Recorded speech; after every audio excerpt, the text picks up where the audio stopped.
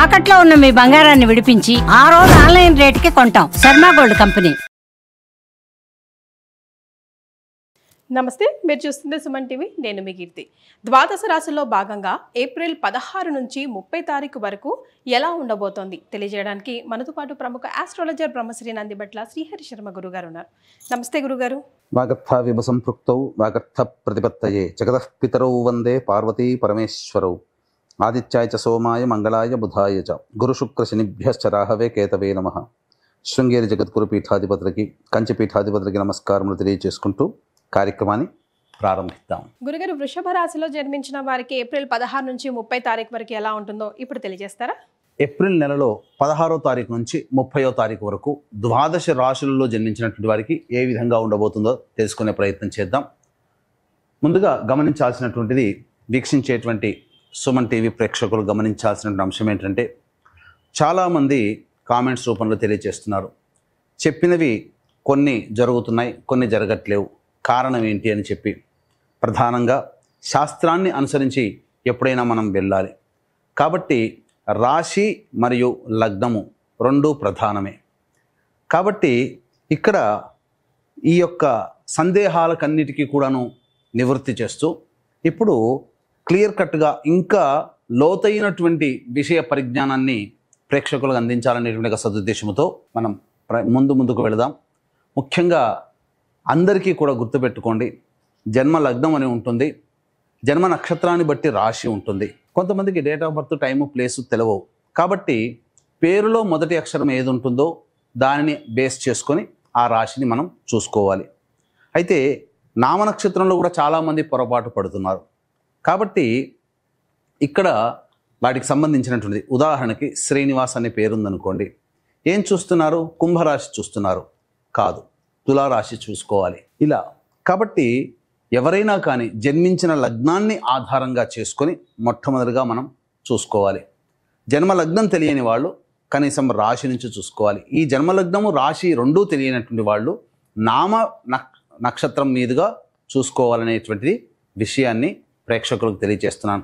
కాబట్టి ఈ పట్టు నుంచి మనము లగ్నాన్ని బేస్ చేసుకొని మరియు రాశిని బేస్ చేసుకునే విధంగా తెలియజేసుకునే ప్రయత్నం చేద్దాం. ముఖ్యంగా కొంతమందికి, ఉదాహరణకి ఇప్పుడు మనం మేష నుంచి మొదలు పెడుతున్నాం కాబట్టి మేషలగ్నము, ఈ మేషలగ్నము ఒక వ్యక్తికి ఉంటుందనుకుందాం. అదే మేషలగ్నంలో జన్మించినటువంటి వ్యక్తికి కన్యా రాశి. మరి ఏ రాశి ఫలాలు చూసుకోవాలి అనేటువంటి సందేహం కూడా కలుగుతుంది. కాబట్టి ఇక్కడ నివృత్తి చూస్తూ మొట్టమొదటిగా లగ్నమే ప్రధానం. కాబట్టి ఎవరు ఏ లగ్నంలో జన్మించారో ఆ లగ్నాన్ని బేస్ చేసుకునే పరిహారాలు చూసుకుంటే మీకు ఖచ్చితంగా అన్నీ సరిపోతాయి. అది గుర్తుపెట్టుకోండి. లగ్నము తెలియని వాళ్ళు అప్పుడు రాశి చూసుకోవాలి. అంటే ఒకరిది మేషలగ్నం అయి ఉండి కన్యా రాశి అయితే లగ్నాన్ని మేషలగ్నంగానే ప్రధానంగా చూసుకొని ఫలితాలు బేరీజు వేసుకోవాలి. లేదు, కన్యా రాశి అనుకున్నప్పుడు లగ్నం తెలియనప్పుడు కన్యా రాశి నుంచి చూసుకుంటే 40% వరకు మ్యాచ్ అవుతాయి. లగ్నం నుంచి చూసుకుంటే 60 to 70% వరకు మనం చెప్పేటువంటి విషయాలు మ్యాచ్ అవుతాయనేటువంటి విషయాన్ని గమనించుకోగల ప్రార్థన. ఇక వివరాల్లోకి వెళ్ళినట్లయితే, ప్రధానంగా ఈ యొక్క 12 రాశుల్లో జన్మించినటువంటి వారికి ఏ విధంగా ఉండబోతుందని తెలుసుకునే ముందు గ్రహ సంచారం తెలుసుకుందాం. మేషంలో రవి మరియు వృషభంలో గురువు, కర్కాటకంలో కుజువు, కన్యలో కేతువు, అలాగే మీనంలో బుధ, శుక్ర, శని, రాహు గ్రహాలు. కాబట్టి చాతుర్గ్రహ కూటమి 30వ తారీఖు వరకు కూడా ఉండబోతుంది అనే విషయాన్ని గుర్తుపెట్టుకోవాలి. ద్వాదశ రాశులలో భాగంగా వృషభ రాశి మరియు వృషభ లగ్నంలో జన్మించినటువంటి వారికి 16వ తారీఖు నుంచి 30వ తారీఖు వరకు ఏ విధంగా ఉండబోతుందో తెలుసుకుందాం. ముఖ్యంగా ఈ యొక్క వృషభ లగ్నము లేదా రాశిలో జన్మించినటువంటి వారికి ఈ 15 రోజుల పాటు సమయము అనుకూలంగా ఉండబోతుంది. ఏ పని అనుకున్నా కానీ ప్రణాళికను ముందు పెట్టుకొని దాన్ని అమలు పరిచే విధంగా మీ యొక్క కార్యాచరణ కనుక ఉన్నట్లయితే అద్భుతమైనటువంటి ఫలితాలు చూస్తారు. అయితే ఎవరికి నష్టం ఉండబోతుంది అనేటువంటి విషయం చూసుకుంటే, ముఖ్యంగా ఉద్యోగస్తులకి, ఏ రంగంలో ఉన్నటువంటి ఉద్యోగస్తులైనా కానీ బదిలీలు జరిగే అవకాశం ఉంటుంది. లేదా ఉద్యోగం కోల్పోయి మరొక ఉద్యోగం కోసం వెతుక్కోవాల్సినటువంటి పరిస్థితులు ఎక్కువగా ఉంటాయి. అన్నిటికంటే ప్రధానంగా తల్లిగారి ఆరోగ్యం పట్ల, అలాగే వాహనం నడిపేటప్పుడు, అలాగే గృహంలో చికాకులు, సమస్యలు అనేటువంటివి ఉంటాయి. కాబట్టి జాగ్రత్తలు పాటించండి.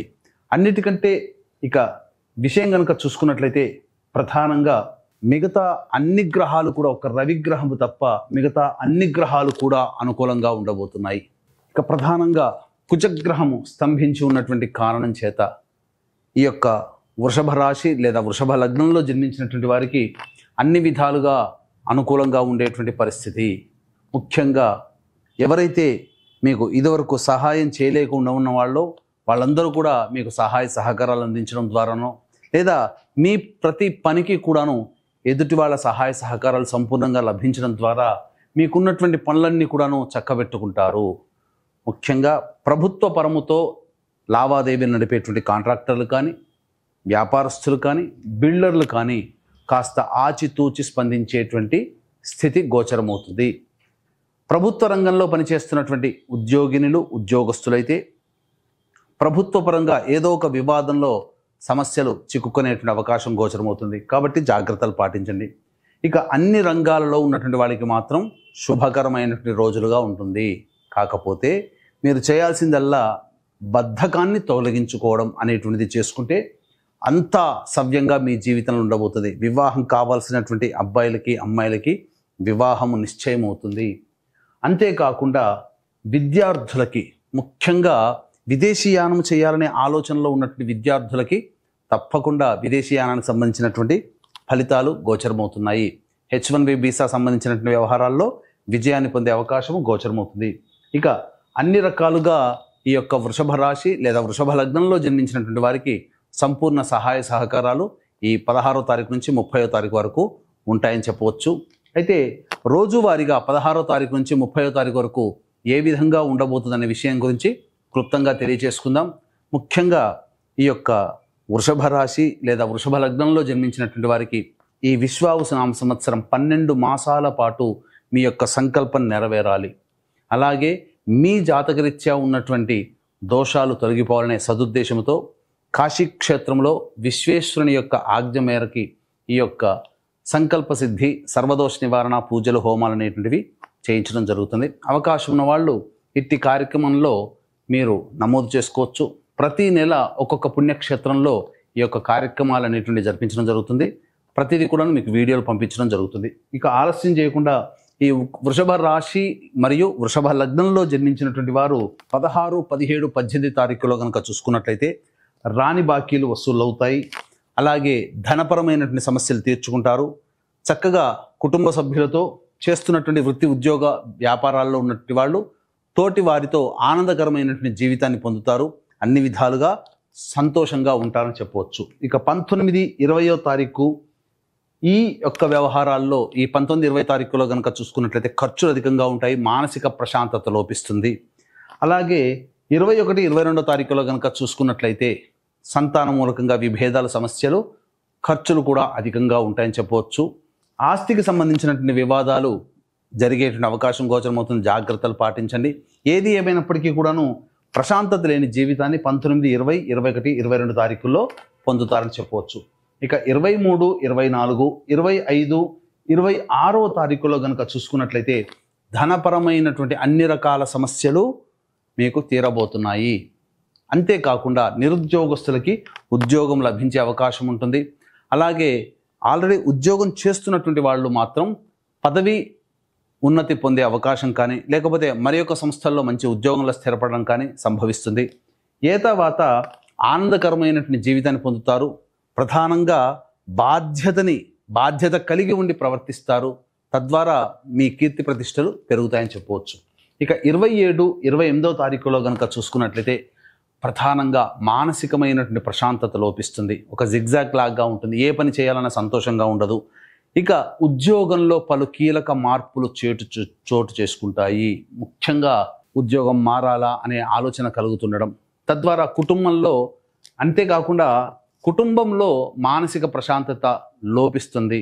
అనవసరమైనటువంటి వివాదాలు 27, 28వ తారీఖులో గోచరమవుతుందని చెప్పవచ్చు. ఇక 29, 30వ తారీఖులో కనుక చూసుకున్నట్లయితే మీరు పెండింగ్లో ఉన్నటువంటి పనులు పూర్తి చేసుకోవడం, అలాగే సంతోషముగా కుటుంబ సభ్యులతో ఈ మాసాంతంలో ఆనందంగా గడిపే అవకాశం గోచరమవుతుంది. అయితే తర్వాత చెప్పుకొచ్చేది ఏంటంటే 19, 20, 27, 28 ఈ 4 రోజుల్లో మీరు ఖర్చుల్ని అదుపులో పెట్టుకునే ప్రయత్నం చేయండి. సంతోషంగా ఉంటారు, లేదా ఖర్చుల్ని వాయిదా వేసుకోవడం ద్వారా ఆనందకరంగా జీవితం ఉంటుంది. మనస్సుని కంట్రోల్ చేసుకోండి. లేనిపోని అవాంఛితమైనటువంటి సంఘటనలకి మీరు గురి కాకండి. ఎందుకు అనంటే కొంత ఉద్రేకం కలిగించే సంఘటనలు ఇంటా బయట చోటు చేసుకుంటాయి కాబట్టి జాగ్రత్తలు పాటించండి. మరి వృషభ రాశిలో జన్మించిన మహిళలకు ఎలా ఉంటుంది గురుగారు?